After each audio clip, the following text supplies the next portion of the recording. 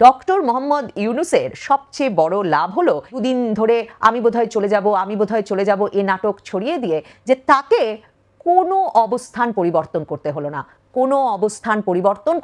না, তার দল জাতীয় নাগরিক পার্টিকেও, বরং ডক্টর ইউনূসকে আবারও একটা অনির্দিষ্ট সময়ের জন্য মেনে নেওয়ার মাধ্যমে বিএনপিকে মেনে নিতে হচ্ছে। নির্বাচন হবে তখন যখন ডক্টর ইউনূস মনে করবেন নির্বাচন হওয়ার সময় প্রস্তুত হয়েছে।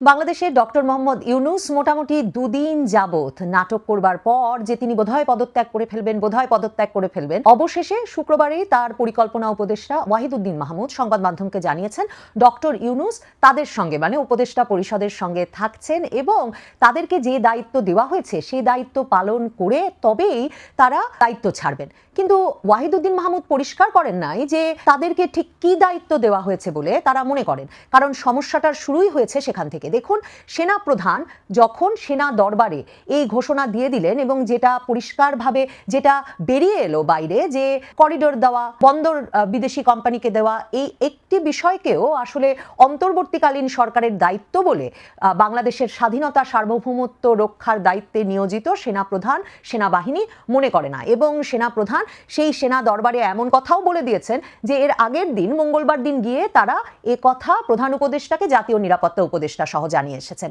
যেই ডক্টর ওয়াহিদুদ্দিন মাহমুদ পরিকল্পনা উপদেষ্টাদের বৈঠক শেষে বেরিয়ে শনিবার দিন বলছেন যে তাদেরকে যে দায়িত্ব দেওয়া হয়েছে সে দায়িত্ব পালন করে তবেই প্রধান উপদেষ্টা কাজ ছাড়বেন, দায়িত্ব ছাড়বেন, তারা উপদেষ্টা পরিষদ দায়িত্ব ছাড়বেন, এই সিদ্ধান্ত তারা নিয়েছেন। তাদের কি দায়িত্ব সে বিষয়ে এনসিপি আর বিএনপির মধ্যে কোনো ঐক্য নাই। এনসিপি ডক্টর মোহাম্মদ ইউনূসের দল মানে নাহিদ ইসলামের দল, জাতীয় নাগরিক পার্টি স্পষ্টত এই পরিকল্পনা উপদেষ্টা ওয়াহিদুদ্দিন মাহমুদ, অর্থ উপদেষ্টা সালেউদ্দিন আহমেদ এবং আইন উপদেষ্টা আসিফ নজরুলের পদত্যাগ দাবি করেছে। তারা বলেছে, জনসভায়ও দাবি করেছে, পত্রিকায় লিখেও দাবি করেছে, তারা বলেছে এরা ভারতের এজেন্ডা বাস্তবায়ন করছেন। এই ওয়াহিদুদ্দিন মাহমুদের বিরুদ্ধে তাদের অভিযোগ যে শিক্ষা উপদেষ্টা থাকা অবস্থায় তারা সারা বাংলাদেশের বিশ্ববিদ্যালয়গুলোতে ছাত্র সংসদ নির্বাচনে বাধা দিয়েছেন যাতে তিনি বিএনপির এজেন্ডা বাস্তবায়ন করতে পারেন। এবং এনসিপির নেতা নাসিরউদ্দিন পাটোয়ারি এটাও স্পষ্টত বলেছেন যে এই তিন উপদেষ্টা অন্তর্বর্তীকালীন সরকারে জায়গা পেয়েছিলেন, অর্থাৎ সালেউদ্দিন আহমেদ, ওয়াহিদুদ্দিন মাহমুদ আর আসিফ নজরুল জায়গা পেয়েছিলেন বিএনপির মহাসচিব মির্জা ফখরুল ইসলাম আলমগীরের অনুরোধ ক্রমে বা তার সুপারিশ ক্রমে। কাজেই এই তিনজনকে এখন ছেড়ে দিতে হবে, কারণ এই তিনজন মিলে নাকি ১-১১ সেনাবাহিনী আর ভারতের এজেন্ডা বাস্তবায়ন করছে অন্তর্বর্তীকালীন সরকারের ভেতরে বসে।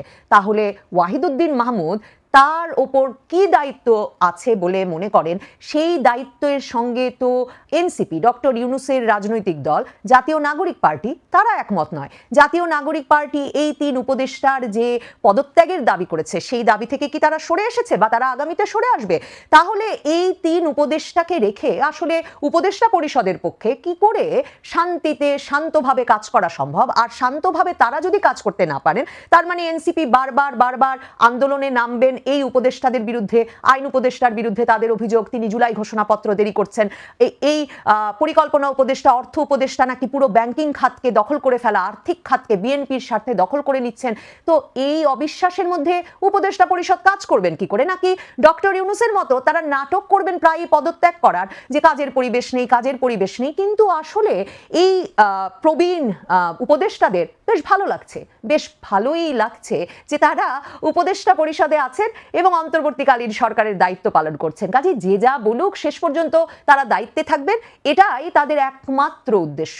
এটাই যে ডক্টর ইউনূসেরও কাজের পরিবেশ নেই, আমি আর দায়িত্ব পালন করব না এমন কথা সংবাদ মাধ্যমে ছড়িয়ে দেওয়ার প্রধান উদ্দেশ্য ছিল। এমন সন্দেহ করবার আরেকটা কারণ, দেখুন নাটক হয়ে গেল ৩-৪ দিন ধরে, কিন্তু ডক্টর মোহাম্মদ ইউনূসের সরকার অথবা ডক্টর মোহাম্মদ ইউনূস প্রধানতম যে দাবি, সেনাপ্রধানের দাবি, বিএনপির দাবি, প্রধানতম যে দাবি যে ডিসেম্বরের মধ্যে একটা নির্বাচনী রোডম্যাপ, একটা নির্বাচনের তারিখ দেওয়ার দাবি, সেদিকে তিনি কোনো উচ্চবাচ্য করলেন না। তার রাজনৈতিক দল এনসিপি একদিকে বিএনপি যে দাবি করেছে তিনজনের পদত্যাগ, জাতীয় নিরাপত্তা উপদেষ্টা খলিলুর রহমান আর এনসিপির মানে ছাত্র প্রতিনিধি হিসেবে যে দুজন আছেন অন্তর্বর্তীকালীন সরকারে, মাহফুজ আলম আর আসিফ মাহমুদ সজীব ভুইয়ার পদত্যাগ, এই তিন বিষয়েই নীরবতা পালন করলেন ডক্টর মোহাম্মদ ইউনূস।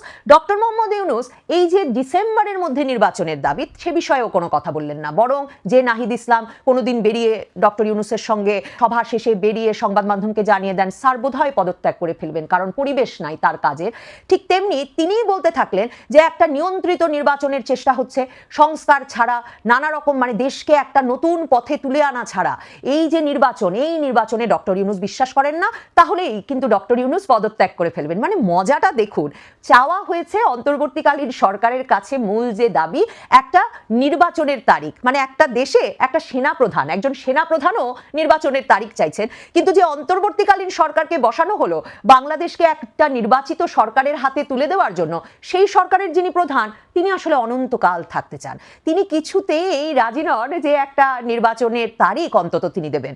মানে এমনকি ডক্টর মোহাম্মদ ইউনূসের মুখ থেকে গত ৩-৪ দিনে এমন কথাও বেরিয়ে এলো না, বা যাকে দিয়ে তিনি সব কথা বলাচ্ছেন তার রাজনৈতিক দলের নেতা নাহিদ ইসলাম, তার মুখ দিয়েও এমন একটা কথাও বেরিয়ে এলো না যে জুনের মধ্যেই নির্বাচন অনুষ্ঠিত হবে বা মার্চে তফসিল, ফেব্রুয়ারিতে তফসিল, এর মধ্যে এই কাজ হবে। মানে কাজ তো আসলে অনেক। এনসিপি এখন কোন দাবিতে রাজপথে আছে? এনসিপির দাবি রাজপথে প্রধানত জুলাই ঘোষণাপত্র দেওয়ার কথা দিয়েছে আসিফ নজরুল, আইন উপদেষ্টা, এই অন্তর্বর্তীকালীন সরকার আগামী 9 জুনের মধ্যে।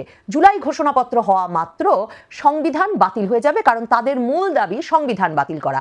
তো সংবিধান বাতিল করলে সাংবিধানিক সকল প্রতিষ্ঠান বাতিল হবে, নির্বাচন কমিশন, রাষ্ট্রপতি সহ সাংবিধানিক প্রতিষ্ঠানগুলো বাতিল হবে।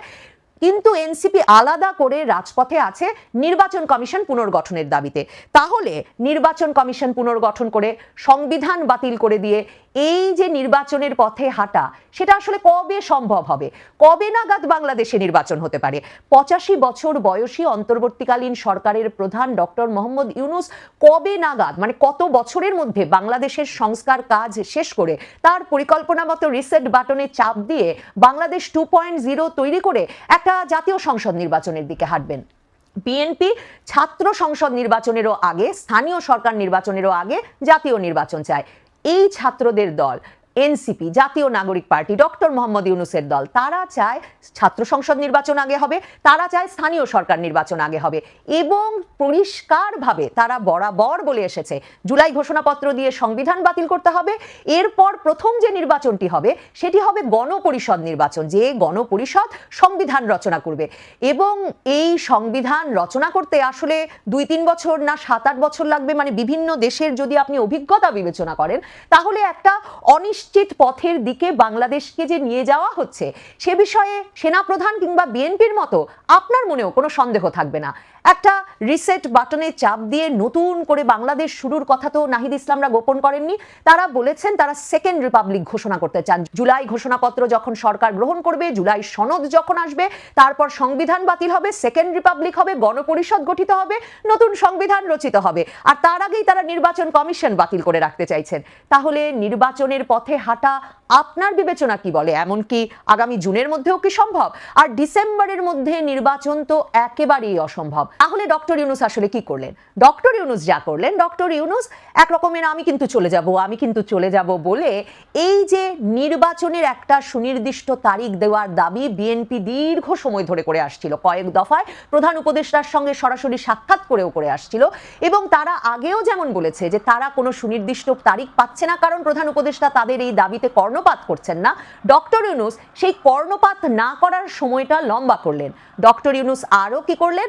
ডক্টর ইউনূস সেনাপ্রধান যে বলেছেন মানবিক সামরিক করিডোরের নামে কোনো করিডোর দেওয়া রাখাইন রাজ্যের সঙ্গে বা কোনো দেশের সঙ্গে, কিংবা চট্টগ্রাম বন্দরের মতো জাতীয় স্পর্শকাতর কোনো জায়গাকে বিদেশি কোনো প্রতিষ্ঠানের কাছে লিজ দেওয়ার মতো সিদ্ধান্তগুলো নির্বাচিত সরকারকে নিতে হবে, এবং সশস্ত্র বাহিনী মনে করে 30শে ডিসেম্বরের মধ্যে নির্বাচন অনুষ্ঠান জরুরি।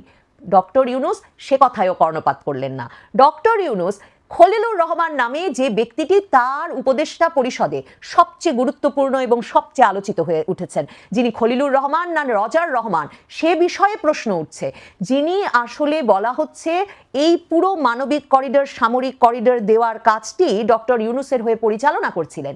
তিনি এখন বলছেন মানবিক করিডোর নয়, ওই করিডোরের নাম ত্রাণ চ্যানেল, কিন্তু একবারও বলছেন না তিনি বা ডক্টর ইউনূস যে সেই কাজ থেকে তারা সরে এসেছেন।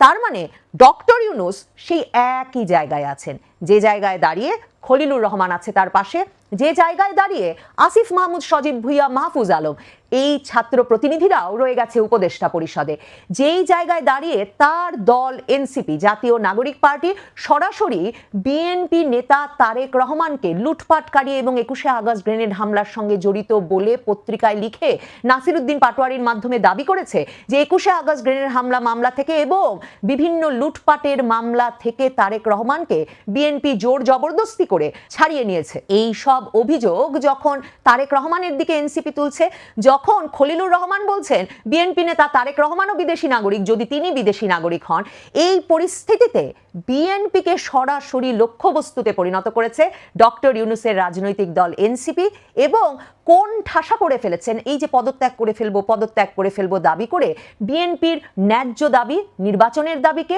বিএনপির ন্যায্য দাবি যদি ছাত্র প্রতিনিধিরা অন্তর্বর্তীকালীন সরকারে থাকে তাহলে আসলে এনসিপি অন্যায্য সুবিধা পায়, জাতীয় নাগরিক পার্টি এই অন্তর্বর্তীকালীন সরকারের কাছে অধিক সুবিধা পায়, এই অভিযোগটিকেও। তার মানে ডক্টর মোহাম্মদ ইউনূসের সবচেয়ে বড় লাভ হলো দুদিন ধরে আমি বোধহয় চলে যাব এ নাটক ছড়িয়ে দিয়ে যে তাকে কোনো অবস্থান পরিবর্তন করতে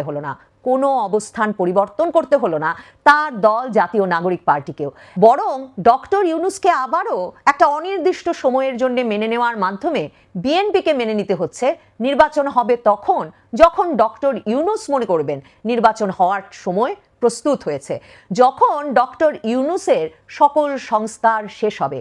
সেই সংস্কারে সম্ভবত জাতীয় নির্বাচনের আগে স্থানীয় নির্বাচন, ছাত্র সংসদ নির্বাচন অনুষ্ঠিত হবে। সেই নির্বাচনের আগে বাংলাদেশের সংবিধান বাতিল হবে, পরবর্তী নির্বাচনে গণপরিষদ গঠিত হবে যাতে নতুন করে সংবিধান লেখা যায়, আর তারও আগে নির্বাচন কমিশন বাতিল হয়ে যাবে। কাজেই বিএনপির জন্য যেমন সামনে নির্বাচনের পথে হাঁটা আরও অনিশ্চিত হয়ে গেল, ঠিক তেমনি ডক্টর মোহাম্মদ ইউনূসের জন্য এই 2-3 দিনের নাটকটি তার ক্ষমতায় থাকা, তার দায়িত্বে থাকাকে আরও অনির্ধারিত সময়ের জন্য আসলে দীর্ঘায়িত করলো। মানে ডক্টর ইউনূস সরকার 5 বছর দরকার, কিংবা বারবার দরকার, কিংবা আজীবন দরকার, ডক্টর ইউনূসের সেই স্বপ্ন পূরণের পথে তিনি আরেকটু এগিয়ে গেলেন।